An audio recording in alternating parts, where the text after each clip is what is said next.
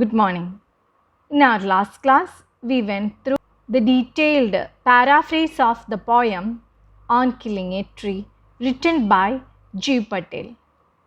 Today, we are going through the brief summary, tone, message, theme, figure of speech, and question answers relating the poem On Killing a Tree. Let's begin with a short summary of the poem. On Killing a Tree is a sensitive poem. The poet persuades the reader not to destroy trees and equates it with killing a human being. He says that a plant takes sunlight, water, air, and nutrients from the soil to gradually become a huge tree. It develops a strong trunk and gets numerous leaves. Merely cutting the trunk of the tree does not kill it. When a tree is cut, the sap flows out just like a wounded man bleeds. Once the wound heals, new branches and tiny leaves grow from there, which grow into trees. In order to destroy a tree, it has to be uprooted. The roots, which are white in color and are damp due to the moisture that they get from the soil, are hidden in a pit in the earth. These roots are the most sensitive part of the tree as they bind it to the earth. In order to kill the tree, these roots have to be detached from the soil. Once the roots are detached, the tree starts dying. It withers, dries up with the action of heat and wind, twists, hardens, and finally dies. Literally, the poem symbolizes the strength of the tree. It says that it is very difficult to kill a tree. The poem also symbolizes the evil thoughts which a human mind contains. Now we are going through theme of the poem. In On Killing a Tree, G. Patel gives us a graphic picture of man's killing of the tree. He says that hacking a tree with a knife or an axe will not harm it. The bleeding bark will heal and the tree will grow again to its former size. To be killed, a tree must be uprooted completely. The poet hints at uncontrolled deforestation, and through the very visual representation of the murder of a tree, wishes to communicate to the readers the dangers of deforestation. The poet considers the tree as a living organism which has the right to live like any other creatures on earth. But man is killing trees with utmost cruelty and callousness. Callousness means feeling no emotion. The tree represents nature, and the poem also suggests that nature is indestructible. The tree could also be a symbol of mankind. Despite wars and other destructive activities, humankind will not easily come to end. Next, we are going through tone of the poem. In On Killing a Tree, the poet G. Patel adopts a sarcastic tone to make us aware of the vulnerability of human lives and how proper care of environment can keep one safe from harm. Man is presented as a killer who thinks of all possible ways to get rid of the tree, which represents nature. The poet ironically suggests how to completely kill a tree. For years, the tree, like a parasite, has consumed the earth's crust and absorbed sunlight, water, and air to grow up like a giant. So the tree must be killed. But it is not an easy task. A simple jab of the knife will not do it. From close to the ground, it will rise up again and grow to its former size. It will again become a threat to man. So the tree should be tied with a rope and pulled out entirely. Its white bleeding root should be exposed. Then it should be browned and hardened and twisted and withered, and it is done. So you don't forget the tone of the poem. Next we are going through the message of the poem. Jeev Patel gives a very important message in his poem on killing a tree. Trees feel pain, grief, suffering, sorrows and joys as sensitively as human beings do. So we should never hurt them. The poet reminds us that we have not inherited these green trees for our use. They are held by us in trust for our future generations. It is therefore our sacred duty to conserve trees as a legacy for future. It's our responsibility to protect the nature for our next generation. Then we are going through the title of the poem. In the poem on killing a tree, Jeev Patel from its beginning to the end describes in detail the process and consequences of killing a tree. In the first two stanzas, the poet talks about nature's resilience. Resilience means the capacity to recover quickly from difficulties. He feels one cannot kill a tree with just a stab of a knife. The tree has grown slowly, consuming the earth and absorbing years of sunlight, air, and water. So the tree cannot be killed easily. The bleeding bark will quickly heal and the tree will produce curled green twigs, which will soon expand to their former size. In the following two stanzas, he gives a detailed process of killing a tree. The root of the tree must be entirely pulled out of the earth into which it had been anchored and then left exposed to wither and die. Then only will the killing process be over. In this way, the poet highlights man's systematic destruction of the environment.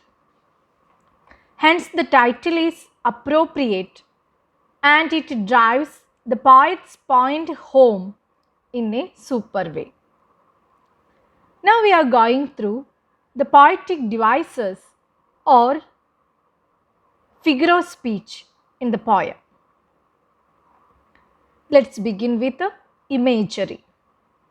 Imagery is a poetic device wherein the author uses words or phrases that appeal to any of the senses or any combination of senses to create mental images for the reader. Imagery helps the reader to visualize more realistically the author's writings. We can go through the example. Slowly consuming the earth, rising out of it, feeding upon its crest, absorbing years of sunlight, air, water, and out of its leprous hide, sprouting leaves.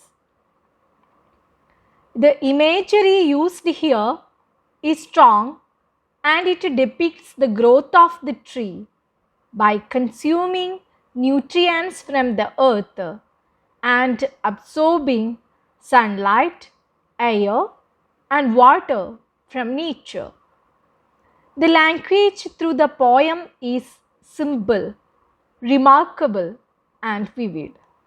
Every word in the poem has a remarkable evocative power and is accurate and suggestive.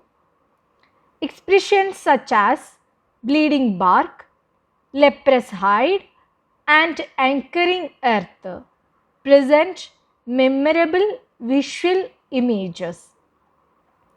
The poem powerfully portrays man's callousness in killing a tree. It is a telling commentary on one of the major environmental issues that encounters modern man. Now we are going through irony. The term irony refers to a discrepancy or disagreement of some sort. The discrepancy can be between what someone says and what he or she really means or verbal irony. The discrepancy can be between a situation that one would logically anticipate or that would seem appropriate and a situation that actually develops or situational irony. The poet describes the cruelty of man in annihilating the tree with irony and detachment. He tells the man how hacking the tree with an axe will only injure it and not kill it. To kill the tree, it must be uprooted and its roots exposed to the sun. Only then will the tree wither and die.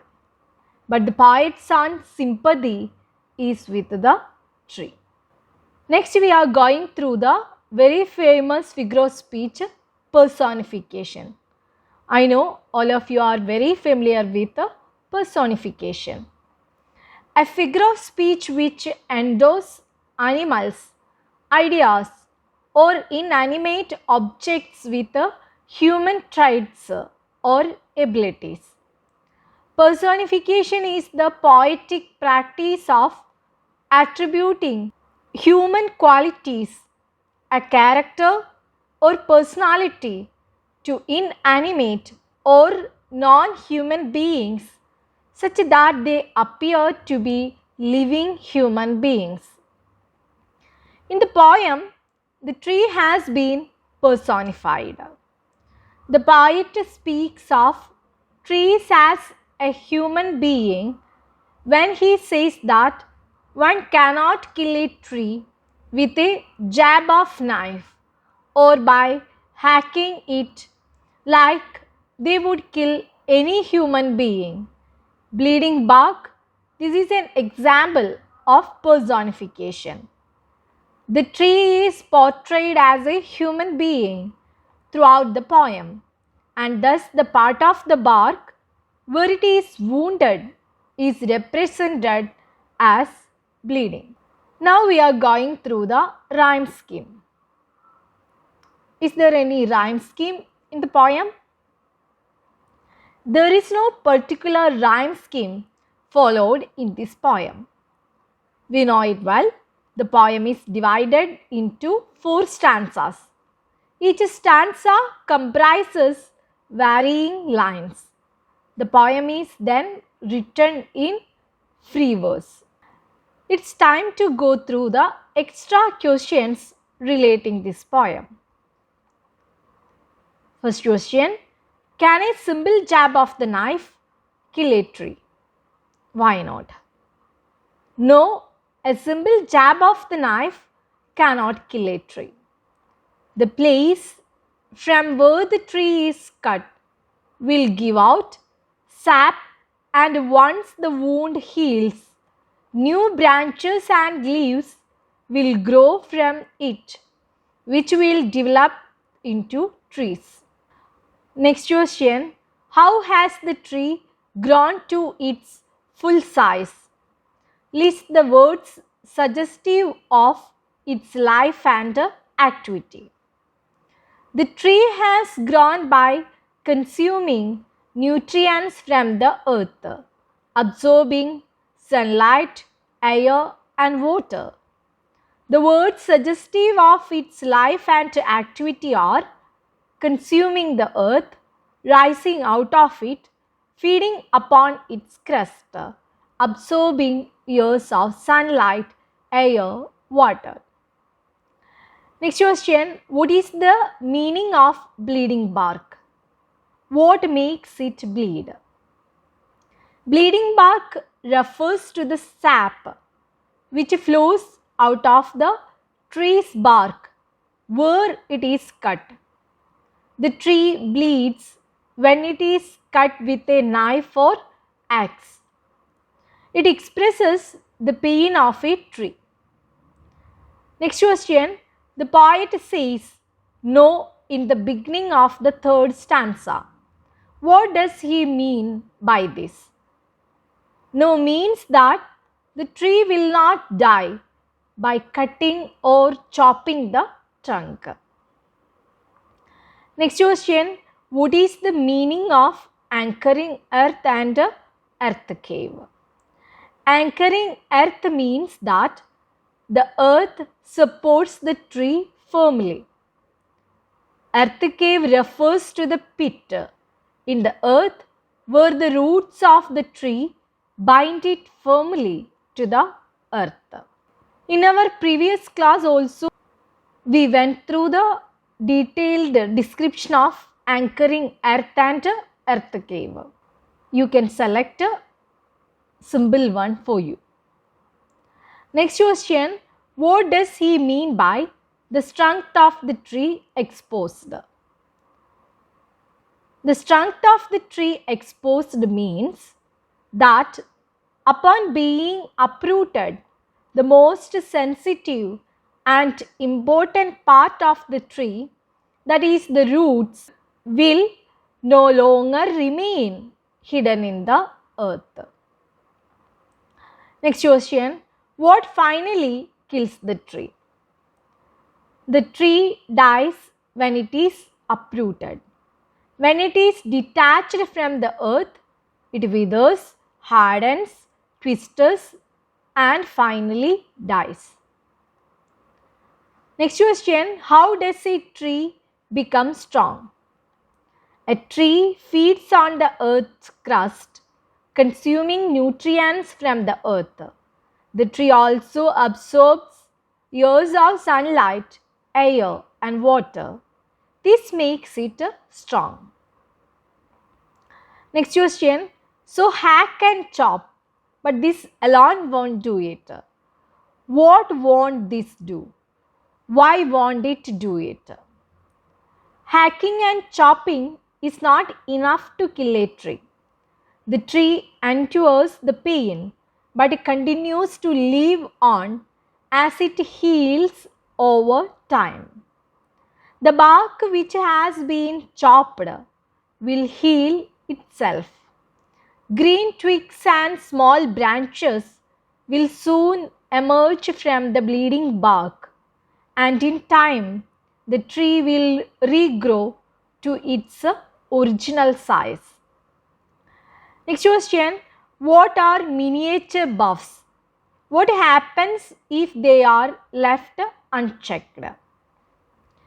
Miniature buds are new branches which sprout where the tree was hacked or chopped. If they are left unchecked or unnoticed, they expand and become a huge tree.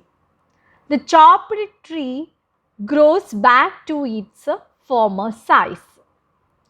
Next question. How does the tree heal itself? The tree is equipped with a power to heal itself. When a tree is hacked or chopped, leaves sprout from the wounded bark.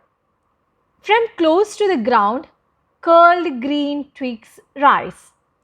Miniature boughs expand again to their former size. The tree in time grows back to its former size.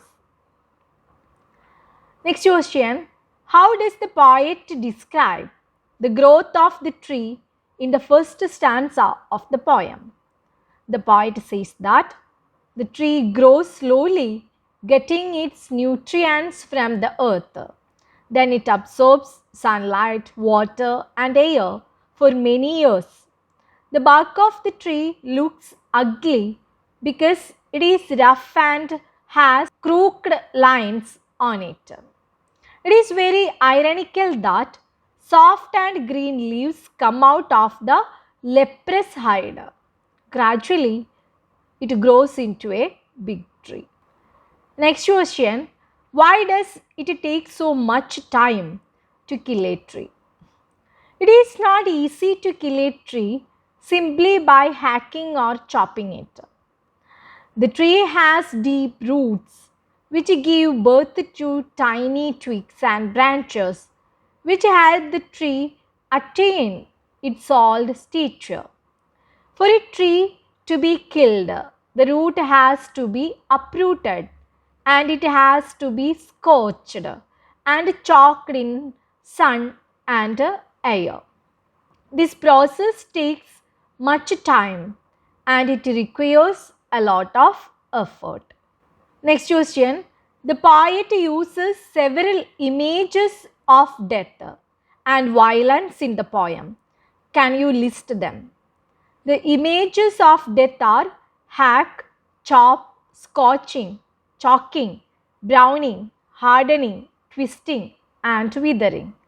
The words that show violence are ropped, tied, pulled out, and snapped out entirely from the earth's crust. Last question. Why does the poet use the word kill rather than cut? The poet makes a distinction between cutting a tree and killing it. Cutting a tree or hacking and chopping does not destroy the tree completely, and the tree regrows by sending out new shoots and miniature buds. The poet then gives step by step instructions on the total annihilation of a tree. Once the roots of the tree are pulled out and are exposed to sun and air, the killing of the tree is complete. The tree will have no second life. Today we discussed regarding the poem On Killing a Tree written by G. Patel. You don't forget to go through the textual questions. Thank you. Happy learning.